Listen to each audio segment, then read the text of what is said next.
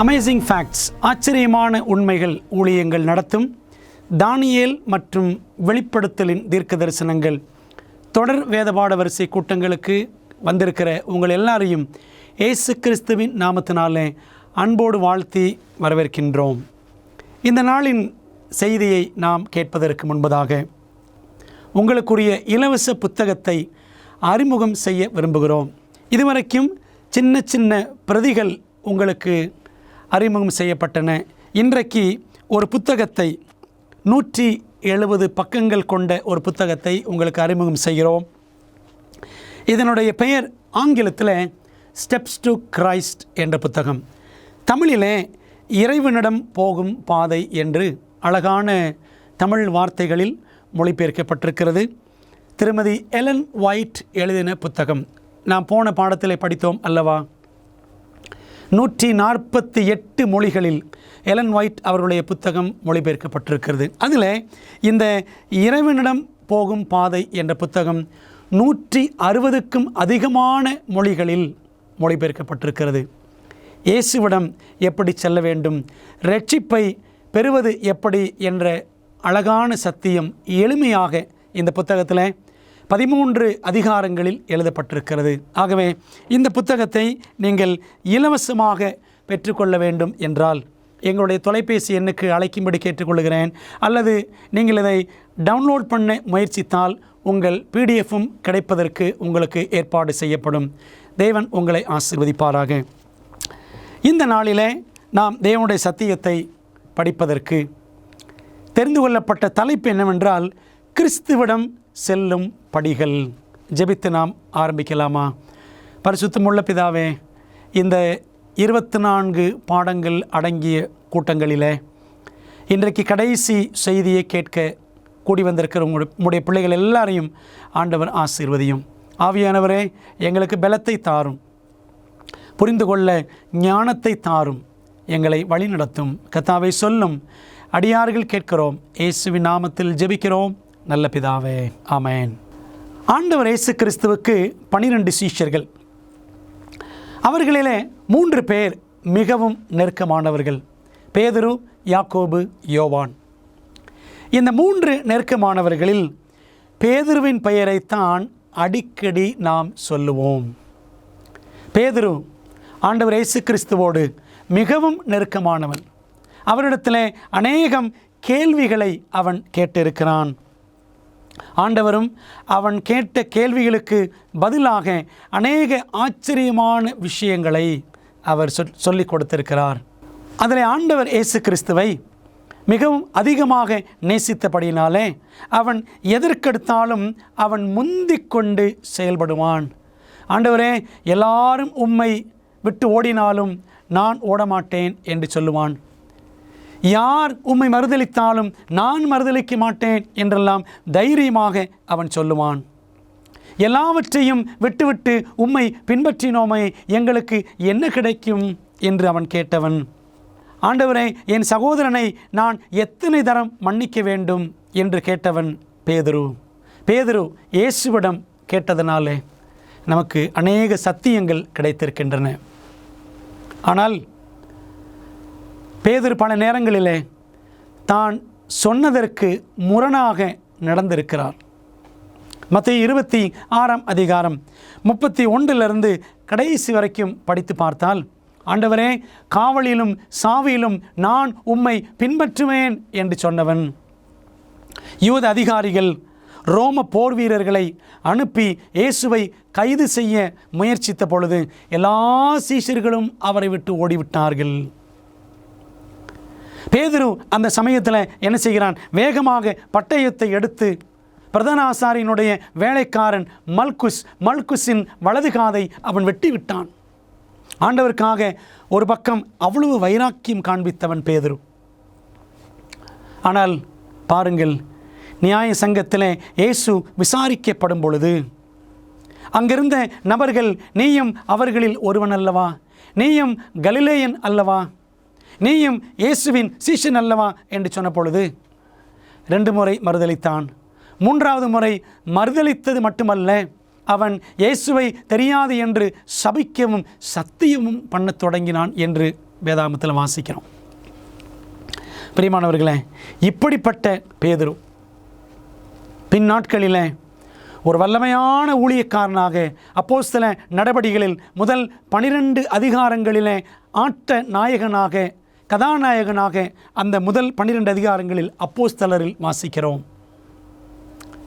அன்பான தேவ பிள்ளைகளே, இவனுக்குள்ளாக எப்படி இந்த மாற்றம் வந்தது? இயேசுவே உம்மை பின்பற்றுவேன் என்று சொன்னவன் மறுதலித்து விட்டான். இந்த பேதுரு தான் செய்த பாவத்தை அவன் உணர்கிறான். ஆண்டவர் இயேசு கிறிஸ்து சொன்னார், இன்றைக்கு சேவல் கூவுகிறதற்கு முன்னே நீ 3 தரம் என்னை மறுதலிப்பாய். அதே போல 3 தரம் பேதுரு இயேசுவை மறுதலித்தான்.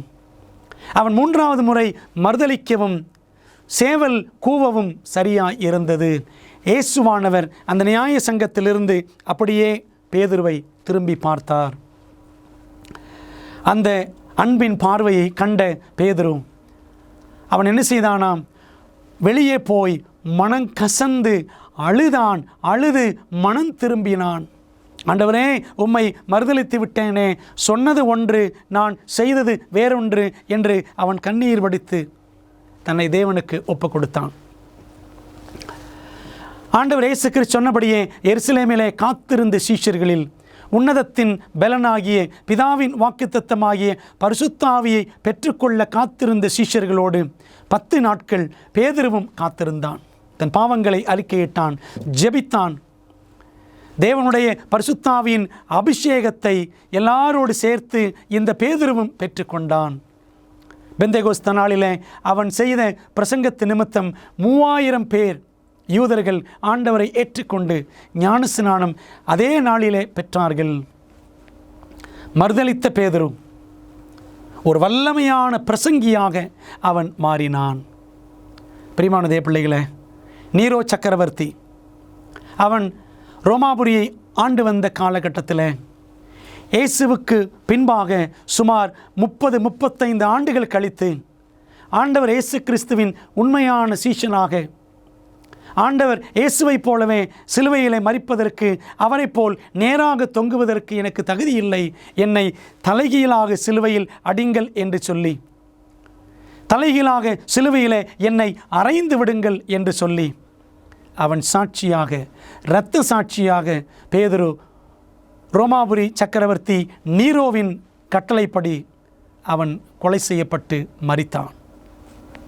அன்பான தேவ பிள்ளைகளே, ஆரம்பத்தில் அரைகுறையாய் இருந்த பேதுரு, மறுதலித்த பேதுரு, இயேசுவை விட்டு ஓடிப்போன பேதுரு, பின்வாங்கின பேதுரு, கடைசியில் ஆண்டவரை முழுமையாய் பின்பற்றக்கூடிய, இயேசுவின் பக்கமே நிற்கக்கூடிய ஒரு நபராக கடைசி வரைக்கும் சாட்சியாக பேதுரு நமக்கு முன்பாக காட்சியளிக்கிறான்.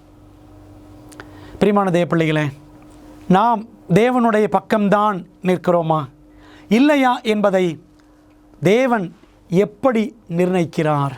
பரலோகம் எப்படி நிர்ணயிக்கிறது? மத்தேயு 7:21 இயேசு சொல்லியிருக்கிறார், பரலோகத்தில் இருக்கிற என் பிதாவின் சித்தத்தின்படி செய்கிறவனே பரலோக ராஜ்யத்தில் பிரவேசிப்பானே அல்லாமல் என்னை நோக்கி கர்த்தாவே கர்த்தாவே என்று சொல்லுகிறவன் அதில் பிரவேசிப்பதில்லை. அன்பானவர்களே, அநேகர் ஆண்டவரே ஆண்டவரே என்று சொல்லுகிறோம், இயேசுவை நான் பின்பற்றுகிறேன் என்று சொல்லுகிறோம். ஆனால் தேவனுடைய சித்தம் செய்கிறோமா என்பதுதான் மிகவும் கேள்வி. தேவனுடைய சித்தம் எங்கே வெளிப்படுகிறது? ரோமர் 2:18 படித்து பாருங்கள். தேவனுடைய சித்தம் அவருடைய நியாயப்பிரமாணத்தின் மூலமாக, அவருடைய கட்டளைகள் மூலமாக நமக்கு தெரிய வருகிறது. தேவ சித்தத்தின் வெளிப்பாடு அவருடைய 10 கட்டளைகள் தான். கீழ்ப்படிந்து நடக்கிறோமா? அந்த கீழ்ப்படிதல் தேவன் நம்மிடத்தில் எதிர்பார்க்கிற ஒரு முக்கியமான விஷயம். அதனால தான் ஆண்டவர் ஏதேன் தோட்டத்தில் ஆதாம் ஏவாளுக்கு அந்த மரத்தை வைத்து அவர்களுடைய கீழ்ப்படிதலை அவர் பரிசோதித்து பார்த்தார். மரணத்துக்கேதுவான பாவத்துக்கானாலும் நீதிக்கேதுவான கீழ்ப்படிதலுக்கானாலும் எதற்கு கீழ்ப்படியும்படி அல்லது யாருக்கு கீழ்ப்படியும்படி உங்களை அடிமைகளாக ஒப்புக் கொடுக்கிறீர்களோ அதற்கே, அந்த நபருக்கே கீழ்ப்படுகிற அடிமைகளாய் இருக்கிறீர்கள் என்று அறியீர்களா? ரோமர் 6:16 வாசிக்கிறோம். நாம் இந்த மாபெரும் ஆன்மீக போராட்டத்தில் இயேசுவுக்கு கீழ்ப்படுகிறோமா அல்லது அவருடைய எதிராளியாகிய பிசாசுக்கு கீழ்ப்படுகிறோமா? பிரியமான தேவ பிள்ளைகளே, நம்முடைய கண்களுக்கு தெரியாமல் ஒரு பெரிய ஆன்மீக போராட்டம் இந்த உலகத்தில் நடைபெற்று கொண்டிருக்கிறது. நம்முடைய கண்களை மறைத்திருக்கிற திரை அகற்றப்பட்டால் நம்மை சுற்றிலும் பரலோகத்தின் நல்ல தூதர்களும் பிசாசின் கெட்ட தூதர்களும் நம்மை சுற்றிலும் இருக்கிறதை நாம் காண முடியும். பிசாசின் தூதர்கள் நம்மை அழிக்க பார்க்கிறார்கள், தேவனை விட்டு விலக்க பார்க்கிறார்கள். பரலோகத்தின் தூதர்கள் நம்மை பாதுகாக்கிறார்கள். அன்பான தேவ பிள்ளைகளே, நாம் யாருக்கு கீழ்ப்படுகிறோம்? தேவன் மற்றும் மனிதனின் கட்டளைகள் முரண்படும் பொழுது நாம் யாருக்கு கீழ்ப்படிய வேண்டும் என்று பேதுரு கூறுகிறார். பேதுரு அப்போஸ்தலர் நடபடிகள் 5ஆம் அதிகாரம் 29ஆம் வசனத்தில் சொல்லியிருக்கிற அற்புதமான வரிகள். அதற்கு பேதுருவும் மற்ற அப்போஸ்தலரும் மனுஷருக்கு கீழ்ப்படிவதை பார்க்கிலும் தேவனுக்கு கீழ்ப்படுகிறதே அவசியமாய் இருக்கிறது. அப்போஸ்தலர் நடபடிகள் காலகட்டத்தில், ஆதி திருச்சபையின் காலகட்டத்தில் யூதர்கள், யூத தலைவர்கள், யூத ஆசாரியர்கள் எல்லாருமே இந்த இயேசுவை கிறிஸ்து என்று, மேசியா என்று பிரசங்கிக்கக்கூடாது என்று சொல்லி, அவரை அறிவிக்கக்கூடாது என்று சொல்லி பேதுருவையும் யோவானையும் இன்னும் எத்தனையோ பேரை சிறைச்சாலைக்கு உட்படுத்தி வேதனைப்படுத்தினார்கள். அந்த சமயத்தில் பேதுருவையும் யோவானையும் அடித்து சொன்னார்கள். அவர்களை வேதனைப்படுத்தி சரீரத்தை அவர்கள் தாக்கி சொன்னார்கள், இந்த இயேசுவை குறித்து நீங்கள் இனிமேல் பிரசங்கிக்க கூடாது என்றார்கள். அதற்கு பேதுரு சொன்னதுதான், மனுஷருக்கு கீழ்ப்படிவதை பார்க்கிலும் தேவனுக்கு கீழ்ப்படுகிறதே அவசியமாக இருக்கிறது. பிரியமானவர்களே, நாம் தேவனுக்கு கீழ்ப்படுகிறோமா அல்லது மனுஷனுக்கு கீழ்ப்படுகிறோமா? மனுஷர்களை பயன்படுத்தி பிசாசு நிறைய சட்டதிட்டங்களை கொண்டு வந்திருக்கிறான். 10 கட்டளைகளை அவன் மாற்றி இருக்கிறான். யாருக்கு கீழ்ப்படுகிறோம்? தேவனுக்கா, மனுஷனுக்கா, இயேசுவுக்கா, பிசாசுக்கா என்று நாம் சிந்திக்க வேண்டும். நாம் தேவன் மேல் கொண்டுள்ள அன்பை சிறந்த முறையில் எவ்வாறு நாம் செயல் விளக்கம் அளிக்கிறோம்? தேவன் மீது கொண்டிருக்கிற அன்பை நாம் எவ்வாறு காட்டுகிறோம்? எவ்வாறு காட்ட முடியும்? பாருங்கள், யோவான் 8:31, இயேசு தம்மை விசுவாசித்த யூதர்களை நோக்கி, நீங்கள் என் உபதேசத்தில் நிலைத்திருந்தால் மெய்யாகவே என் சீஷராய் இருப்பீர்கள். இந்த தானியேல் மற்றும் வெளிப்படுத்தலின் தீர்க்க தரிசனங்கள், இந்த பாடங்கள் எல்லாமே இயேசுவின் உபதேசம், எல்லாமே பரிசுத்த வேதாகமத்தின் உபதேசம். எதுவுமே என்னுடைய உபதேசமோ அல்லது மனிதர்களால் உருவாக்கப்பட்ட புனையப்பட்ட கட்டுக்கதைகளால் ஆன உபதேசமோ கிடையாது. அன்பான தேவ பிள்ளைகளே, இயேசுவின் உபதேசத்தில், அவருடைய வேதாகமத்தின் உபதேசத்தில் நாம் நிலைத்திருக்க வேண்டும். அப்படி நிலைத்திருக்கிறவர்கள் தான் ஆண்டவருடைய மெய்யான சீஷர்கள். இயேசு சொன்னார், நாம் அடிக்கடி பார்க்கிற வசனத்தை திரும்பவும் பார்ப்போம். யோவான் 14:15, நீங்கள் என்னிடத்தில் அன்பாயிருந்தால் என் கற்பனைகளை கைக்கொள்ளுங்கள். இயேசு மற்றும் அவருடைய கற்பனைகள் இரண்டுமே கிறிஸ்தவ வாழ்க்கையில் இணைந்து செல்ல வேண்டும்.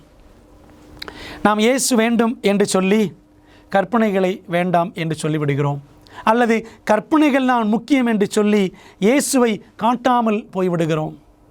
நம்முடைய வாழ்க்கையில், நம்முடைய குணத்தில் அன்பான தேவ பிள்ளைகளை சிந்திக்கணும். Law and the gospel go together. நியாயப்பிரமாணமும் சுவிசேஷமும், சுவிசேஷம் என்றால் இயேசுவின் வாழ்க்கை, நியாயப்பிரமாணம் அவருடைய கட்டளைகள், இரண்டும் சேர்ந்து தான் செல்ல வேண்டும். இரண்டையும் ஒன்றை விட்டு ஒன்று பிரிக்க முடியாது. பாருங்கள், வாசிக்கிறோம் 1 யோவான் 2:4, அவரை அறிந்திருக்கிறேன் என்று சொல்லியும் அவருடைய கற்பனைகளை கைக்கொள்ளாதவன் பொய்யனாய் இருக்கிறான், அவனுக்குள் சத்தியம் இல்லை. 1 யோவான் 2ஆம் அதிகாரம் 4ஆம் வசனம் சொல்லுகிறது.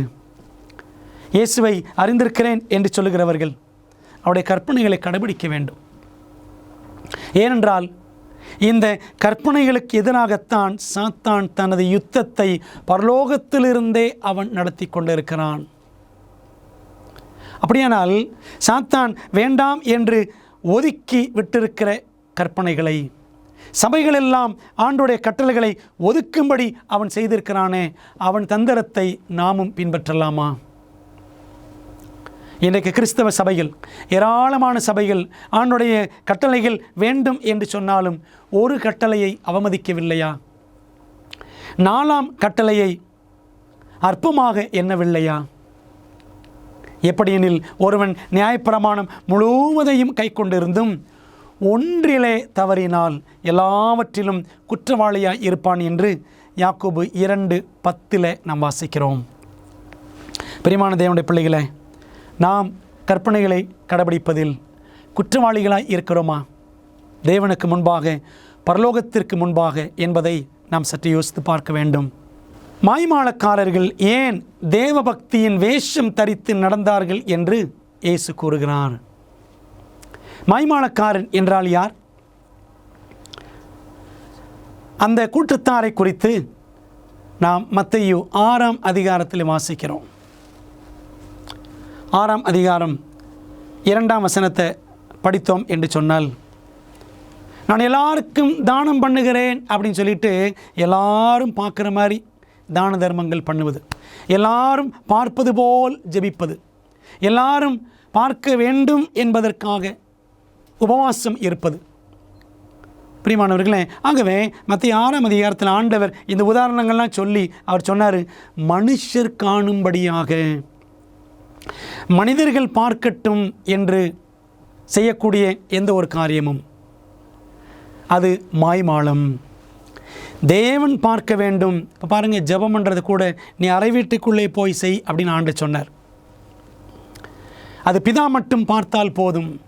அன்பானவர்களே, இன்றைக்கு அதே போல் இன்றைக்கு கிறிஸ்தவமும் ஏதோ மனிதர்கள் பார்க்கக்கூடிய ஒரு காட்சி பொருளாக, சாட்சி பொருளாக நாம் இருக்க வேண்டும். ஆனால் மனுஷர் காணும்படியாக, வெளிப்படையாக ஒரு நல்ல வாழ்க்கை வாழ்வது போல கிறிஸ்தவத்தில் நாம் காட்டிக்கொள்ளுகிறோம்.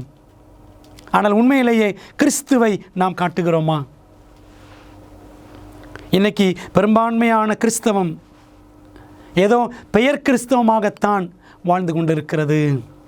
பெரும்பான்மையினரின் வழியை பின்பற்றுவது பொதுவாக பாதுகாப்பானதா? இன்றைக்கி பெரும்பான்மை கிறிஸ்தவர்களில் பெரும்பான்மையானவர்கள் ஆண்டவருடைய பிரமாணத்தை மீறி நடக்கிறவர்களாகவே காணப்படுகிறோம். ஆண்டவர் சொல்லியிருக்கிறாரு யாத்திராகமம் 23:2 தீமை செய்ய திரளான பேர்களை பின்பற்றாதிருப்பாயாக. யாத்திராகமம் 23:2 வாசிக்கிறோம். இஸ்ரவேல் ஜனங்கள் எகிப்திலிருந்து கானானுக்கு புறப்பட்டார்கள்.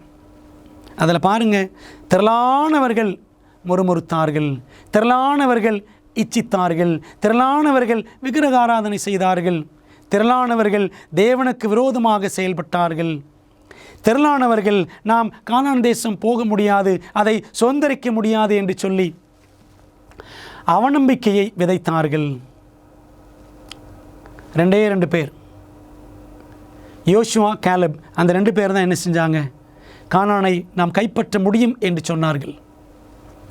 தானியேல் காலத்திலே திரளானவர்கள் சிலையை வணங்கினார்கள். 3 பேர் தான் ஆண்டவருக்காக நின்றார்கள். அன்பான தேவ பிள்ளைகளே, ஆண்டவர் இயேசு கிறிஸ்துவிடம் அற்புதங்களை பெற்றவர்கள், அவரிடத்திலிருந்து சத்தியங்களை கற்றவர்கள், 5 அப்பம் 2 மீன்கள் மற்றும் 7 அப்பங்கள் சில மீன்கள் மூலமாக போஷிக்கப்பட்ட ஏராளமான பேர் அவரை விட்டு போய்விட்டார்கள். இயேசு தம்முடைய சீஷர்களை பார்த்து கேட்டார், நீங்களும் போய்விட மனதாயிருக்கிறீர்களோ? அன்பான தேவ பிள்ளைகளே, ஆண்டவர் இயேசுவை நாம் எதற்காக பின்பற்றுகிறோம்? சத்தியத்திற்காக அவரை பின்பற்றுகிறோமா அல்லது சலுகைகளுக்காக அவரை பின்பற்றுகிறோமா? இன்னைக்கு திரளான கூட்டம் இயேசுவை பெயருக்காக பின்பற்றுகிறது. ஆகவே தீமை செய்ய திரளான பெயர்களை பின்பற்ற வேண்டாம் என்று வேதம் சொல்லுகிறது. அப்படியானால் எந்த பாதையில் போகணும்? இயேசு சொல்லியிருக்கிறார் மலைப்பிரசங்கத்தில் மத்தேயு 7:13, இடுக்கமான வாசல் வழியாய் உட்பிரவேசியுங்கள். கேட்டுக்கு போகிற வாசல் விரிவும் வழி விசாலமுமாய் இருக்கிறது, அதன் வழியாய் பிரவேசிக்கிறவர்கள் அநேகர். ஜீவனுக்கு போகிற வாசல் இடுக்கமும் வழி நெருக்கமுமாய் இருக்கிறது, அதை கண்டுபிடிக்கிறவர்கள் சிலர். மத்தேயு 7:13-14. அன்பான தேவ பிள்ளைகளே, திரளான பிள்ளைகள் பெரிய வாசல் வழியாய் போவார்கள், விரிவான வாசல் வழியாய் போவார்கள். ஆனால் சிலர்தான் இடுக்கமான வாசல் வழியில் செல்ல முடியும். அன்பான தேவ பிள்ளைகளே, இன்றைக்கு திரளான பேர் வாரத்தின் முதலாம் நாளை பின்பற்றுகிறார்கள். வெகு சிலரே ஆண்டோடைய கட்டளைப்படி வாரத்தின் 7ஆம் நாளை பின்பற்றுகிறார்கள். ஒருவேளை இந்த சத்தியங்கள் எல்லாம் நம்ம கேட்டு படிக்கும் பொழுது எப்படி இதெல்லாம் பின்பற்ற முடியும்? இதெல்லாம் சாத்தியமா? எல்லாருமே இப்படி தானே போகிறாங்க, நானும் அப்படியே போயிடுறேன். 10 கற்பனைகளை மீறி போகிறார்கள், நானும் அப்படியே போயிடுறேன் என்று நாம் போக முடியுமா? பிரியமான தேவ பிள்ளைகளை, யோசித்து பாருங்கள். நோவாவின் காலத்தில் ஏராளமான பேர் பேழைக்குள்ளே வரவில்லை. வசனம் சொல்லுகிறது, 1 பேதுரு 3ஆம் அதிகாரம் 20ஆம் வசனத்தில், அந்த பேழையிலே சிலராகிய 8 பேர் மாத்திரம் காக்கப்பட்டார்கள். ஃபியூ, சிலர் தான், 8 பேர் தான் பேழைக்குள்ளே பிரவேசித்தார்கள். பிரியமான தேவ பிள்ளைகளே, இந்த சத்தியங்கள் எல்லாம் படிக்கிறோம், வேதத்தின் அடிப்படையிலே படித்தோம். பெரும்பான்மையின் பாதையிலேயே இன்னும் போகலாமா? கண்டுபிடிக்கிறவர்கள் சிலர், சத்தியத்தின் பாதையை கண்டுபிடிக்கிறவர்கள், பேழையின் வாசலை கண்டுபிடிக்கிறவர்கள் சிலர். ஆகவே மெஜாரிட்டி வழியிலே போயிடுவோம் என்று போய்விடலாமா? அல்லது மைனாரிட்டி, அது சின்ன கூட்டம்தான் என்றாலும் அது கீழ்ப்படுகிற கூட்டம் என்று உணர்ந்து அந்த பாதையில் நாம் போவோமா? அன்பான தேவ பிள்ளைகளே, நாம் தான் ஜெபத்தோடு தீர்மானிக்க வேண்டும். தேவனுடைய கற்பனைகளுக்கு மேல் மனுஷருடைய கற்பனைகளை நாம் வைக்கும்போது அதை இயேசு எப்படி பார்க்கிறார்?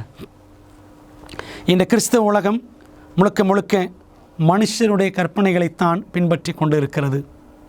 நாம் பார்த்தோம் அல்லவா, ரகசிய வருகை, அந்நிய பாஷை, கிறிஸ்மஸ், ஈஸ்டர், இன்னும் ஞாயிற்றுக்கிழமை ஆசரிப்பு, ரகசிய வருகை எல்லாமே மனுஷருடைய கற்பனைகள்.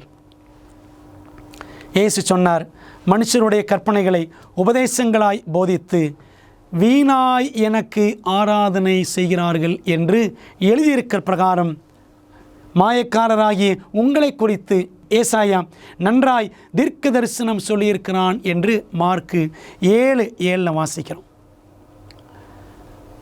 மனிதர்களுடைய கட்டளைகளை கடைபிடித்து நாம் செய்கிற ஆராதனைகள் எல்லாம் ஆண்டவர் சொல்கிறாரு, அவருக்கு முன்பாக அது வீணான ஆராதனை, வெயின் வர்ஷிப். பிரியமான தேவ பிள்ளைகளே, தொடர்ந்து பாருங்கள். மார்க் 7:9, பின்னும் அவர் அவர்களை நோக்கி, நீங்கள் உங்கள் பாரம்பரியத்தை கைக்கொள்ளும்படிக்கு தேவனுடைய கட்டளைகளை வியர்த்தமாக்கினது அவமாக்கினது நன்றாயிருக்கிறது. பாரம்பரியம், ட்ரெடிஷன். இன்றைக்கி நிறைய திருச்சபைகள், கத்தோலிக்க சபை, அது பின்பற்றுறது எல்லாமே ட்ரெடிஷன், பாரம்பரியம். பாரம்பரியமா 10 கட்டளையா? தேவனுடைய கட்டளையா, மனுஷனுடைய கட்டளையா? மனுஷனுடைய கட்டளையை நாம் பின்பற்றி நடக்கும் பொழுது தேவனுடைய கட்டளைகளை அர்த்தமற்றதாக்கி விடுகிறோம் அப்படின்னு ஆண்டவர் அங்கே சொல்லுகிறார். பிரியமான தேவ பிள்ளைகளே, ஒருவேளை இதுவரைக்கும் பாரம்பரிய வழிகளிலேயே நாம் போயிருந்திருப்போம், நடந்திருந்திருப்போம் என்று சொன்னால் ஆண்டவர் இன்றைக்கு உங்களை அழைக்கின்றார். எங்கே வரும்படி? பாரம்பரியத்தின் பாதைக்கு அல்ல, பரமபிதாவின் பாதைக்கு. பாரம்பரியத்தின் பாதைக்கு அல்ல, 10 கட்டளைகளின் பாதைக்கு. ஆகவே நாம் ஞானமுள்ள தீர்மானங்களை செய்து தேவனுக்கு மகிமையாக நாம் வாழ வேண்டும். வேதாகம தீர்க்க தரிசனத்தில் வெளிப்படுத்தப்பட்டுள்ளபடி நம்முடைய மோசமான உலகத்திற்கான தேவனின் திட்டத்தை அறிய விரும்புகிறீர்களா? உங்கள் மிகப்பெரிய சவால்களுக்கு நடைமுறையான நம்பகமான தீர்வுகள் வேண்டுமா?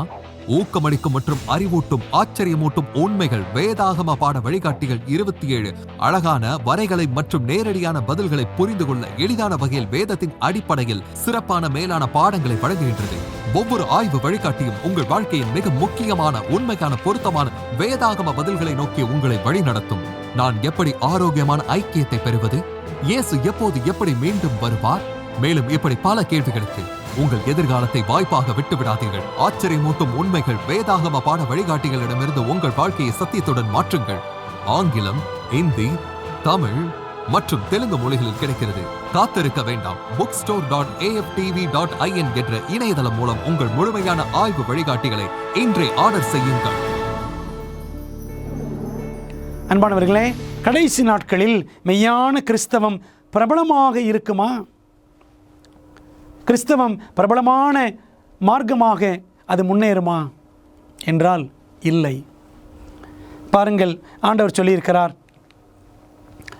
மத்தேயு 24:9, அப்பொழுது உங்களை உபத்திரவங்களுக்கு ஒப்புக் கொடுத்து உங்களை கொலை செய்வார்கள். என் நாமத்து நிமித்தம் நீங்கள் சகல ஜனங்களாலும் பகைக்கப்படுவீர்கள். ஆண்டவருடைய பிள்ளைகளுக்கு உபத்திரவங்கள் வரும். சகல ஜனங்களும் பகைப்பார்கள். இதை இயேசு சொன்னார். பவுல் சொன்னதை பாருங்கள். 2 தீமோத்தேயு 3:12 அன்றியும் கிறிஸ்து இயேசுவுக்குள் தேவபக்தியாய் நடக்க மனதாயிருக்கிற யாவரும் துன்பப்படுவார்கள். சகல ஜனங்களும் தேவனுடைய பிள்ளைகளை பகைப்பார்கள். சகல கிறிஸ்தவர்களும் உண்மை கிறிஸ்தவர்களும் உபத்திரவப்படுத்தப்படுவார்கள். இயேசுவும் அதைத்தான் சொல்லுகிறார், பவுலும் அதைத்தான் சொல்லுகிறார்.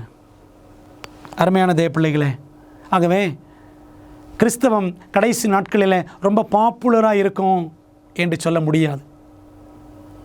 தேவனுடைய சத்தியங்கள் உலகத்தில் அது அன்பாப்புலராக தான் இருக்கும், பிரபலம் அற்றதாகத்தான் இருக்கும். பாருங்கள், பைபிளில் நம்ம அடிக்கடி படித்த வசனம் இப்பையும் படிக்கிறோம்.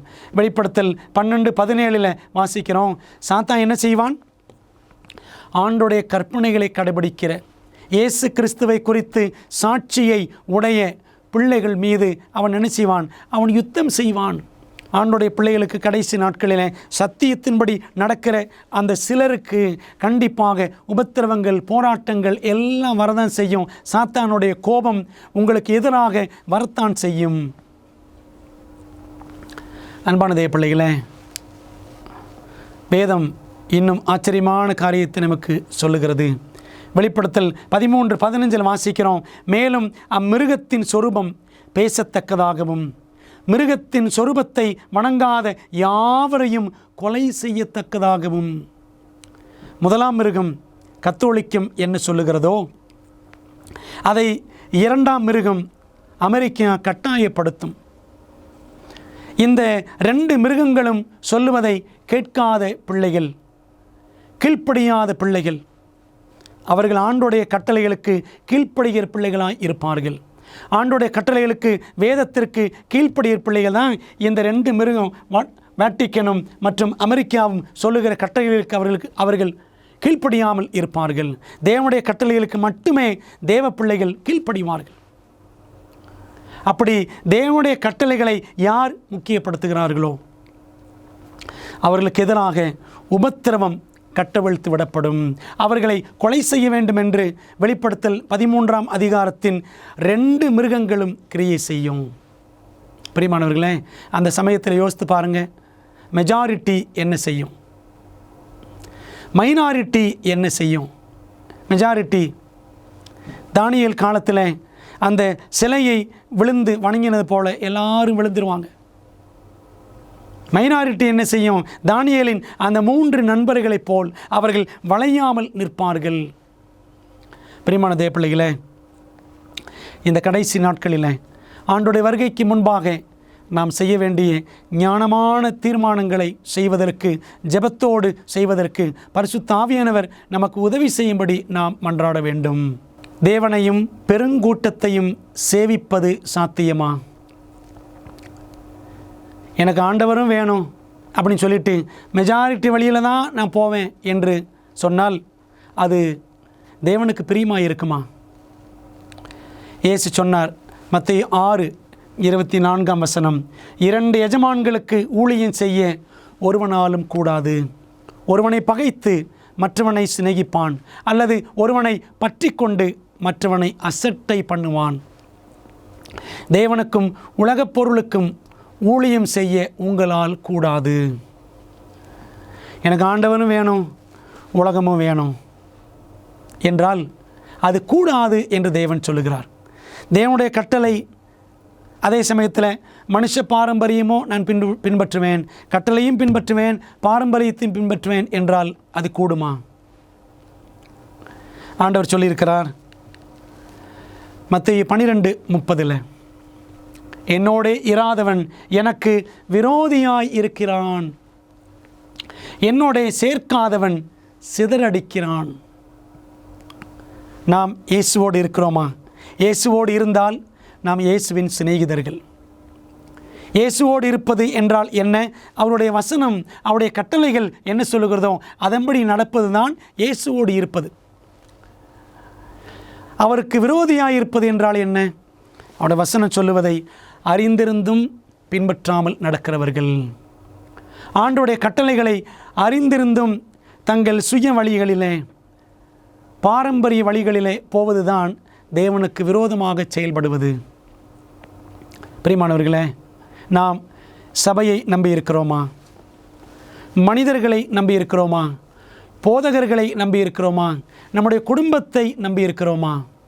இயேசுவை காட்டிலும் எந்த ஒரு நண்பரையோ அல்லது குடும்ப உறுப்பினரையோ நேசிப்பது பாதுகாப்பானதா? இயேசு சொல்லியிருக்கிறார், தகப்பனையாவது தாயையாவது என்னிலும் அதிகமாய் நேசிக்கிறவன் எனக்கு பாத்திரன் அல்ல, மகனையாவது மகளையாவது என்னிலும் அதிகமாய் நேசிக்கிறவன் எனக்கு பாத்திரன் அல்ல. மத்தேயு 10:37. அன்பான தேவப்பிள்ளைகளே, நம்முடைய குடும்பத்தில் உள்ளவங்களையோ நம்முடைய நண்பர்களையோ நாம் அதிகம் முக்கியப்படுத்தி விடாமல் இயேசுவைத்தான் முதன்மைப்படுத்தி அவரை பின்பற்ற வேண்டும். பிரியமான தேவ ஜனங்களே, பல நேரங்களில் எங்கள் அம்மா அந்த சபையில் இருக்கிறாங்க, எங்களுடைய பாட்டி அந்த சபையில் இருக்கிறாங்க, என்னுடைய சின்ன வயசுலேருந்து இந்த சபையில் தான் நான் வளர்ந்தேன், நான் எப்படி அதை விட்டு இந்த சபையை விட்டு நான் எப்படி இந்த புதிய சபைக்கு வர முடியும் என்று பல நேரங்களில் தாய், தகப்பன், தாத்தா, பாட்டிமார்களை காரணம் காண்பித்து சத்தியத்தின் வழியிலே நாம் நடக்க முடியாதபடிக்கு சப்பை கட்டி கொண்டிருக்கிறோம். லூக்கா 14:26 வாசிக்கிறோம், யாதொருவன் என்னிடத்தில் வந்து தன் தகப்பனையும் தாயையும் மனைவியையும் பிள்ளைகளையும் சகோதரரையும் சகோதரிகளையும் தன் ஜீவனையும் வெறுக்காவிட்டால் எனக்கு சீஷனாய் இருக்க மாட்டான். பார்த்தீங்களா, நமக்கு ஒரு சத்தியம் கிடைத்து விட்டது என்று சொன்னால் சொந்தங்களை, உறவுகளை, நண்பர்களை, குடும்பத்தாரை காரணம் காட்டி சத்திய வழியிலிருந்து நாம் விலகி விடலாமா? பிரியமான தேவ ஜனங்களே, சற்று யோசித்து பாருங்கள். உறவுகளை காட்டிலும் நண்பர்களை காட்டிலும் காலங்காலமாக நான் இருந்து வந்த பாரம்பரியமான அந்த சபையை காட்டிலும் சத்தியமே பெரியது. இயேசுவே முக்கியம். இயேசுவானவர் தந்திருக்கிற கட்டளைகளே மிகவும் முக்கியம். பரலோகத்தில் இருக்கிற என் பிதாவின் சித்தத்தின்படி செய்கிறவன் எவனோ அவனே எனக்கு சகோதரனும் சகோதரியும் தாயுமாய் இருக்கிறான் என்றார் என்று நாம் மத்தேயு புஸ்தகத்தில் நாம் வாசிக்கிறோம். பிரியமான தேவப்பிள்ளைகளே, ஆண்டவர் தனக்கு யாரை சகோதரன் சகோதரி என்கிறார்? அவருடைய சித்தத்தை செய்கிறவர்கள்தான் அவருடைய சகோதரன், அவருடைய சகோதரி. பிரியமான தேவப்பிள்ளைகளே, ஆண்டவருடைய சித்தம் எங்கே வெளிப்படுகிறது? வேதத்தில் அவருடைய 10 கட்டளைகளிலே வெளிப்படுகிறது என்று நாம் படித்தோம். அருமையான தேவ ஜனமே, தேவனுக்கென்று நாமே முற்றிலுமாய் ஒப்பு கொடுக்க வேண்டுமே. இயேசுவிற்கு மேலாக வளமான தொழிலையோ அல்லது உலக பொக்கிஷங்களையோ வைப்பது பாதுகாப்பானதா? இன்றைக்கு பணம் சம்பாதிக்க வேண்டும், நல்ல நிலையில் இருக்க வேண்டும், வசதியாக வாழ வேண்டும் என்று நினைக்கிறோம். ஆனால் இப்படியெல்லாம் நினைத்து நாம் இயேசுவை விட்டுவிடலாமா? பணத்திற்கும் பொருளுக்கும் முக்கியத்துவம் கொடுத்து இயேசுவை விட்டுவிடலாமா? பைபிள் அப்படித்தான். ஒரு பணக்கார வாலிபன், அவனுக்கு ஆண்டவர் சொன்னார் மத்தேயு 19ஆம் அதிகாரத்தில், நீ ஜீவனில் பிரவேசிக்க விரும்பினால் கற்பனைகளை கைக்கொள் என்றார். அவன் சொன்னான், நான் சின்ன வயசுலேருந்தே கடைபிடிக்கிறேன், ஆனாலும் உன்னிடத்தில் இன்னும் ஒரு குறை உண்டு. அப்போ ஆண்டவர் சொன்னார், உனக்குள்ளதெல்லாம் வித்துட்டு என்னை பின்பற்றி வா என்று சொன்னார். அவனால் முடிந்ததா? அவன் திரும்பி போயிட்டான். பார்த்தீங்களா, அவனுக்கு பணத்தின் மேல் ஐஸ்வர்யத்தின் மேல் ஆசை இருந்தது. ஆண்டவர் இயேசு கிறிஸ்து சொல்லியிருக்கிறார், மனுஷன் உலகம் முழுவதையும் ஆதாயப்படுத்தி கொண்டாலும் தன் ஜீவனை நஷ்டப்படுத்தினால் அவனுக்கு லாபம் என்ன? மனுஷன் தன் ஜீவனுக்கு ஈடாக என்னத்தை கொடுப்பான்? மத்தேயு 16:26 வாசிக்கிறோம். பிரியமான தேவ பிள்ளைகளே, இந்த உலகத்தை முக்கியப்படுத்தி செல்வம், செல்வாக்கு, சம்பத்துகள் எல்லாத்தையும் முக்கியப்படுத்தி நாம் சத்தியத்தை விட்டுவிடலாமா? அப்படித்தான் பணக்கார வாலிபன் போய்விட்டான். ஆண்டவர் இயேசு கிறிஸ்து சொன்னார் லூக்கா 12:15, பின்பு அவர் அவர்களை நோக்கி, பொருளாசை குறித்து எச்சரிக்கையாய் இருங்கள். ஏனெனில் ஒருவனுக்கு எவ்வளவு திரளான ஆஸ்தி இருந்தாலும் அது அவனுக்கு ஜீவன் அல்ல. எவ்வளவு ஆஸ்தி இருந்தாலும் அது நமக்கு நித்திய ஜீவனை கொடுக்காது. அங்கே பிரியமானவர்களே, பணத்தையும் பொருளையும் பணம் சம்பாதிக்கக்கூடிய வழிமுறைகளையும் பதவிகளையும் நாம் துச்சமாக கருதி இயேசுவுக்கு நம்மை ஒப்படைக்க வேண்டும். தேவன் நமக்கு சத்தியத்தை அறிவித்த பின்னும் தொடர்ந்து அவருடைய சித்தத்திற்கு கீழ்ப்படியாமல் இருப்பது பாதுகாப்பானதா? என் ஜனங்கள் அறிவில்லாமையினால் சங்காரமாகிறார்கள். நீ அறிவை வெறுத்தாய், ஆகையால் நீ என் ஆசாரியனாய் இராதபடிக்கு நானும் உன்னை வெறுத்து விடுவேன். நீ உன் தேவனுடைய வேதத்தை மறந்தாய், ஆகையால் நானும் உன் பிள்ளைகளை மறந்து விடுவேன் என்று ஓசியா 4:6 கர்த்தர் சொல்லுகிறார். பிரியமான தேவ பிள்ளைகளே, ஆண்டவர் நமக்கு அவருடைய வேதத்தின் மூலமாக 10 கட்டளைகள் மூலமாக இவ்வளவு சத்தியங்களை நமக்கு அறிவித்த பிற்பாடும், இந்த சத்திய அறிவை பெற்ற பிற்பாடும் இது வேண்டாம், இது ஒரு இடுக்கமான பாதை என்று சொல்லி நம் ஆண்டுடைய வேதாகமத்தின் வழியை, அவருடைய 10 கட்டளையின் வழியை நாம் அசட்டையாக விட்டுவிடக்கூடாது. ஏனென்றால் எபிரேயர் 10:26 படிக்கிறோம், சத்தியத்தை அறியும் அறிவை அடைந்த பின்பு நாம் மனப்பூர்வமாய் பாவம் செய்கிறவர்களாய் இருந்தால் பாவங்கள் நிமித்தம் செலுத்தத்தக்க வேறொரு பலி இனி இல்லை.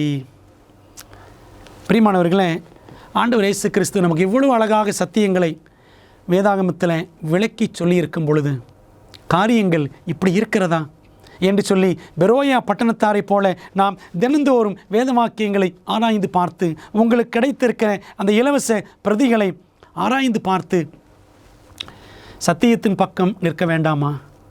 அந்த சிறுபான்மையின் பக்கம் நாம் நிற்க வேண்டாமா? உண்மையை, சத்தியத்தை நிராகரிக்கலாமா? தொடர்ந்து உண்மையை நிராகரிப்பவர்களுக்கு என்ன நேரிடும்?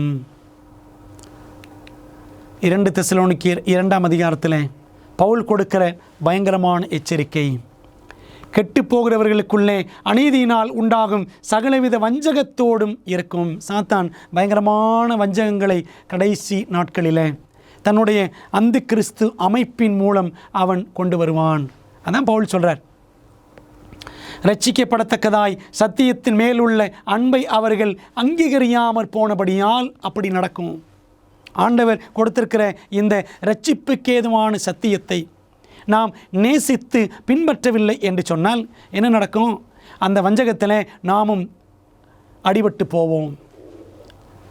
கடுமையான வெள்ளம் வரும்பொழுது எல்லாவற்றையும் சுருட்டி கொண்டு போவது போல சத்தியத்தை அறிந்த பின்பும் நாம் நல்ல தீர்மானத்தை செய்து அந்த வழியிலே நடக்கவில்லை என்று சொன்னால், வஞ்சக வெள்ளம் அடித்து கரைபுரண்டு வரும்பொழுது தீர்மானம் எடுக்காதவர்களையும் சத்தியத்தை நிராகரித்தவர்களையும் அந்த வெள்ளம் அடித்து கொண்டு போய்விடும்.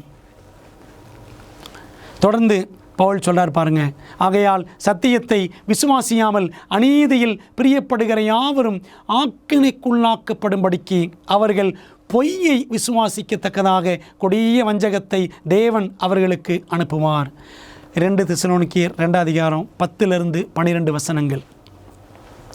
நம்ம சத்தியத்தை விசுவாசித்து ஏற்றுக்கொள்ளவில்லை என்று சொன்னால் என்ன நடக்கும்? ஆண்டவர் வஞ்சகத்தினால் நாம் வஞ்சிக்கப்படும்படி நம்மை ஒப்பு கொடுத்து விடுவார்.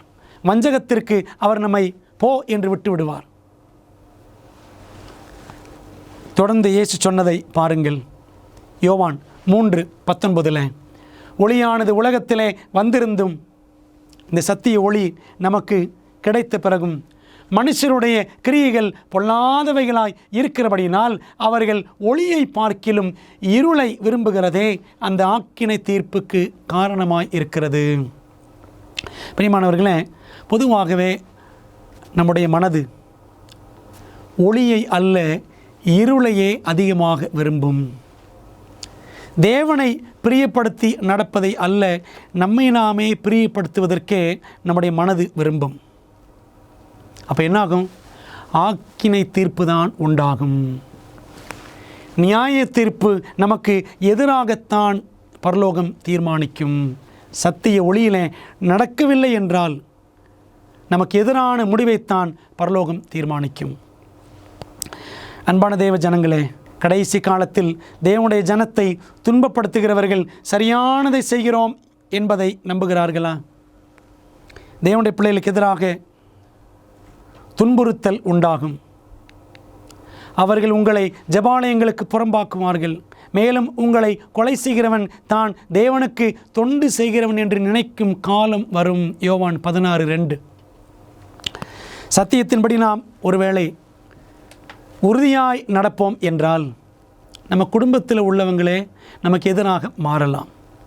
உங்கள் கணவன் உங்களுக்கு எதிராக மாறலாம். உங்கள் மனைவி, உங்கள் பெற்றோர்கள் உங்களுக்கு எதிராக மாறலாம். உங்களுடைய திருச்சபையார், உங்களுடைய போதகர் உங்களுக்கு எதிராக மாறலாம். ஆனால் நாம் சத்தியத்திற்காக நிற்க வேண்டும். நமக்கு எதிராக செயல்படுகிறவர்கள் அவர்கள் சரியாகத்தான் செயல்படுவது போல அவர்களுக்கு தெரியும். ஒருவேளை நாம் சபையிலிருந்து நீக்கப்படலாம். இந்த சத்தியத்தின்படி நடக்க நீங்கள் தீர்மானித்தால் நீங்கள் ஏற்கனவே போகிற சபையிலிருந்து உங்களை ஒருவேளை தூக்கி எறியலாம். உங்களை கலையாக நினைக்கலாம், உங்களை பதராக நினைக்கலாம். ஆனால் அன்பான தேவப்பிள்ளைகளே, பரலோகம் நீங்கள் சத்தியத்தின் பாதையில் நடந்தால் உங்களை மணியாக கதிராக அது காணும்.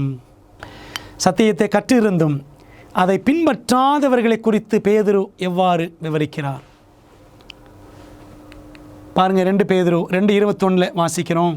அவர்கள் நீதியின் மார்க்கத்தை அறிந்த பின்பு தங்களுக்கு ஒப்புவிக்கப்பட்ட பரிசுத்த கற்பனையை விட்டு விலகுவதை பார்க்கிலும் அதை அறியாதிருந்தார்களானால் அவர்களுக்கு நலமாயிருக்கும். சத்தியத்தை நாம் அறியாமல் இருந்தால் பரவாயில்ல, ஆனால் அறிந்த பின்பு அந்த நீதியின் மார்க்கத்திலே நாம் நடக்க வேண்டும். இந்த சத்தியத்தை அறிஞ்ச பிற்பாடு மறுபடியும் அசத்தியத்தின் வழியில், பொய்யின் வழியில் நாம் போய்விடலாகாது. தொடர்ந்து பேதுரு சொல்லுகிறார், நாய்த்தான் கக்கினதை தின்னவும் கழுவப்பட்ட பன்றி சேற்றிலே புரளவும் திரும்பினது என்று சொல்லப்பட்ட மெய்யான பழமொழியின்படியே அவர்களுக்கு சம்பவித்தது. சத்தியத்தெல்லாம் அறிஞ்சிட்டு சத்தியம் நல்லா இருக்குல்ல, அவர் நல்லா பேசினார் என்று சொல்லி நாம் சத்தியத்தை பின்பற்றாமல் போய்விட்டோம் என்றால் எதற்கு சமம்? நாயோடைய பழக்கம் என்ன? தான் கக்கினதை திரும்ப திரும்ப தின்னும். பன்றியை எவ்வளவுதான் கழுவி நாம் படுக்கையில் வைத்தாலும் அது மறுபடியும் எங்கே போகும்? சேற்றுக்குத்தான் போகும். பிரியமானவர்களே, நாமும் சத்தியத்தை தேவனுடைய கிருபையினாலே கற்றுக்கொண்டு விட்டோம். தேவன் நம்மோடு பேசினார். வேதத்தின் வழியாக பேசினார், தீர்க்க தரிசனங்கள் மூலமாக பேசினார், சரித்திரத்தின் வழியாக பேசினார். ஆனால் நாம் மறுபடியும் அந்த நாய் குணத்தோடு செயல்பட்டு விடக்கூடாது.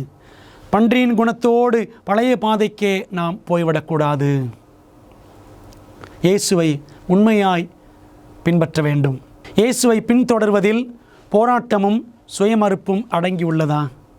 ஆம், உண்மைதான். இயேசுவை பின்பற்றுவது ஒரு போராட்டமான காரியம்தான். அதற்கு சுயமறுப்பு மிகவும் அவசியம்.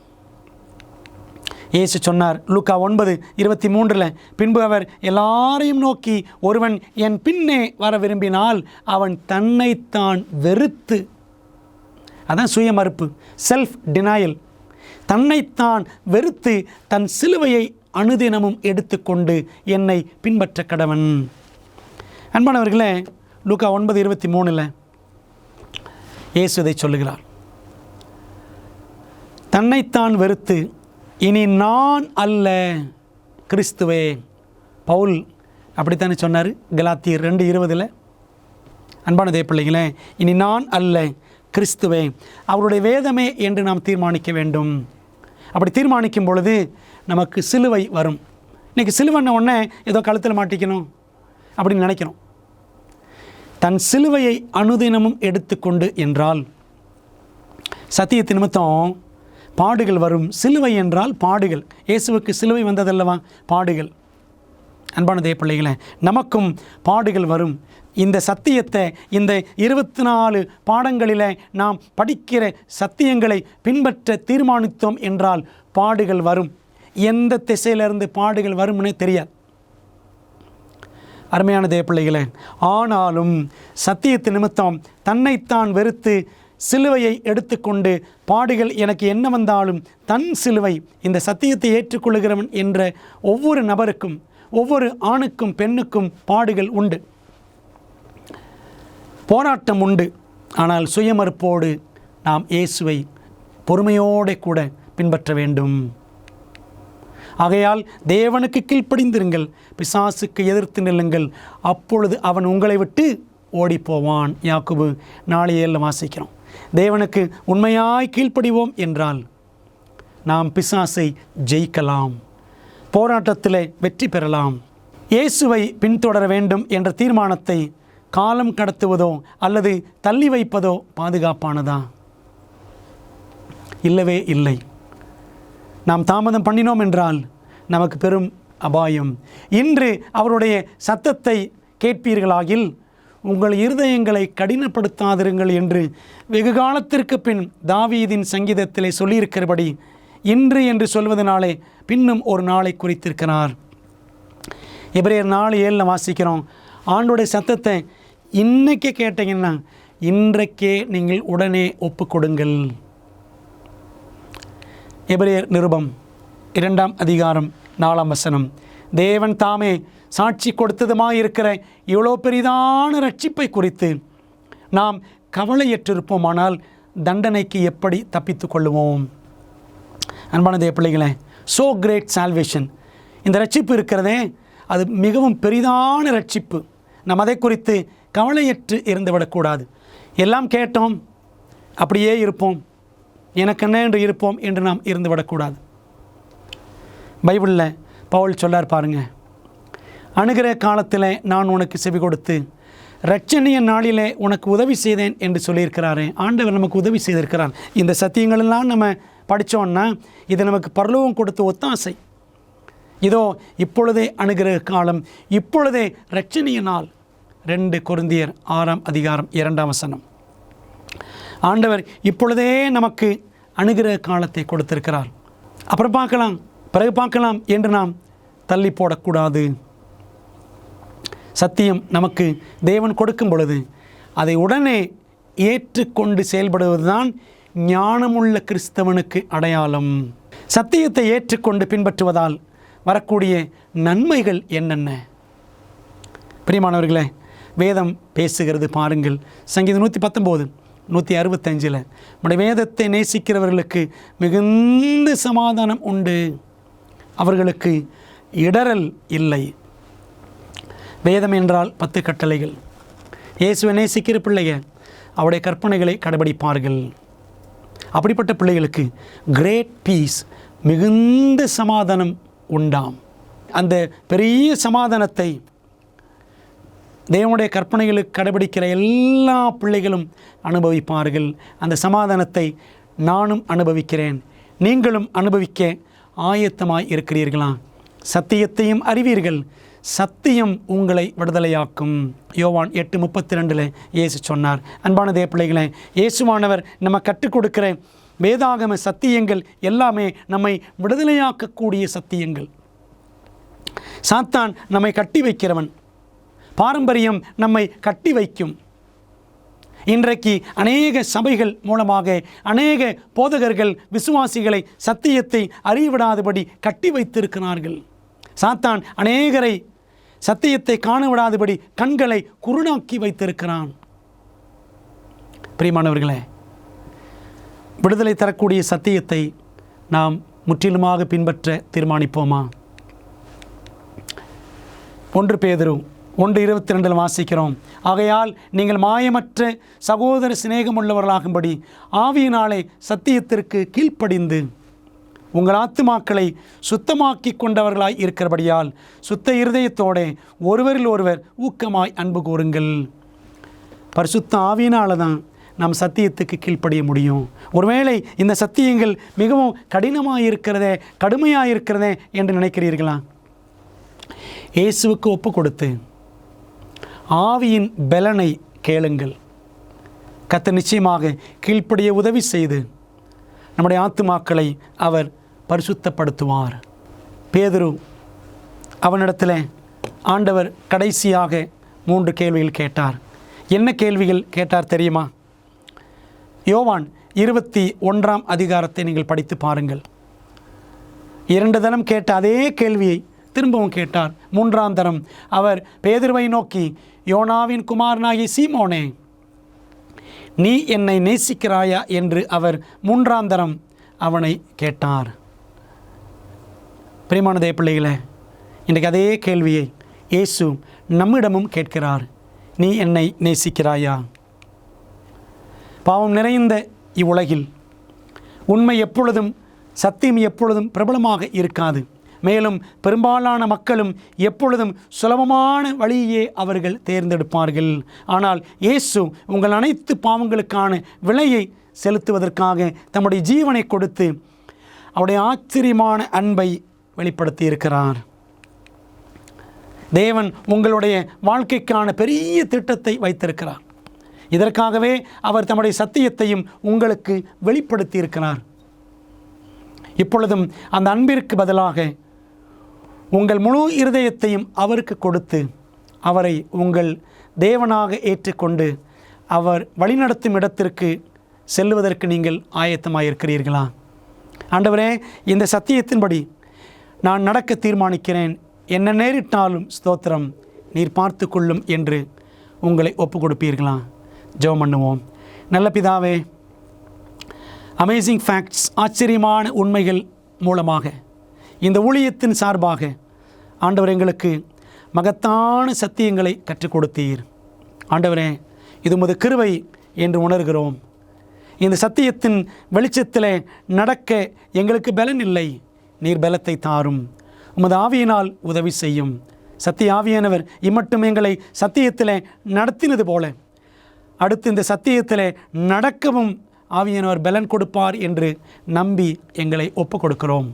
சத்தியத்தை கேட்ட பிள்ளைகள் எங்கிருந்தாலும், ஆண்டவரே, எந்த சபையில் இருந்தாலும், எந்த மதத்தில் இருந்தாலும், எந்த நாட்டில் இருந்தாலும், ஆண்டவர் அவர்களை சத்திய சபையோடு இணைக்கும்படி உங்களை நாங்கள் வேண்டிக் கொள்ளுகிறோம். ஆண்டவரே, எங்கள் ஜெபத்தை ஏற்றுக்கொள்ளும், எங்கள் ஜெபத்திற்கு பதில் தாரும், ஆசீர்வதியும். இயேசுவின் நாமத்தில் ஜெபிக்கிறோம் நல்ல பிதாவே, ஆமென். பிரியமானவர்களே, அமேசிங் ஃபேக்ட்ஸ் கூட்டங்களிலே நீங்கள் கலந்து கொண்டதற்காக தேவன் உங்களை ஆசீர்வதிக்கும்படி நாங்கள் வேண்டிக் கொள்கிறோம். இந்த சத்தியங்களை எல்லாருக்கும் பகிர்ந்து கொடுங்கள். இந்த இலவச கைப்பிரதிகளை நீங்கள் பெற்றிருந்தால், அதை படித்துவிட்டால் மற்றவர்களுக்கும் பகிரும்படி உங்களை அன்போடு அழைக்கிறோம். கர்த்தர் உங்களை ஆசீர்வதிப்பாராக. ஆமென். உங்களுக்கு சந்தோஷமாக பொழுதை கழிக்க பிடிக்குமா? எனக்கு பிடிக்கும். என் அப்பா அம்மா அமேசிங் ஃபேக்ட்ஸில் இருந்து அமேசிங் அட்வென்ச்சர் சிறுவர் வேதாகம வழிகாட்டிகளை வாங்கி கொடுத்த போது எனக்கு சந்தோஷமா இருந்துச்சு. இதுல பாடத்திட்டங்கள் வண்ணமயமா இருக்கு. அதோடு அருமையான புதிர்களும் வேத வினாக்களும் இதுல நிறைய இருக்கு. வேத சத்தியத்தால் நிறைஞ்சிருக்கு. மற்றும் பிள்ளைகளுக்கான 10 அற்புதமான சாகச பயணங்களும் இதுல இருக்கு. டிராகனை கொல்வது, ஒரே லைஃப் போட், கடல் வழியாக பயணம், விசில் அடித்து கல்லறை வழியாக செல்வது. நான் நிறைய கத்துக்கிட்டேன். இது இங்கிலீஷ்ல மட்டுமே கிடைக்கும். ஆனால் நம் மொழியை கற்றுக்கொண்டு வருகிறோம் இல்லையா?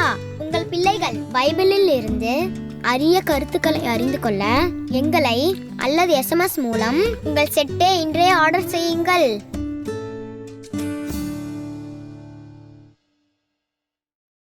எங்கள் குழுவினரில் ஒருவர் உங்களுக்காக சிறப்பு ஜெபம் செய்ய நீங்கள் விரும்பினால் திரையில் தெரியும் எண்ணை பயன்படுத்தி எங்களை அழையுங்கள் அல்லது உங்கள் ஜெப குறிப்பை prayer@aftv.in என்ற முகவரிக்கு மின்னஞ்சல் செய்யுங்கள்.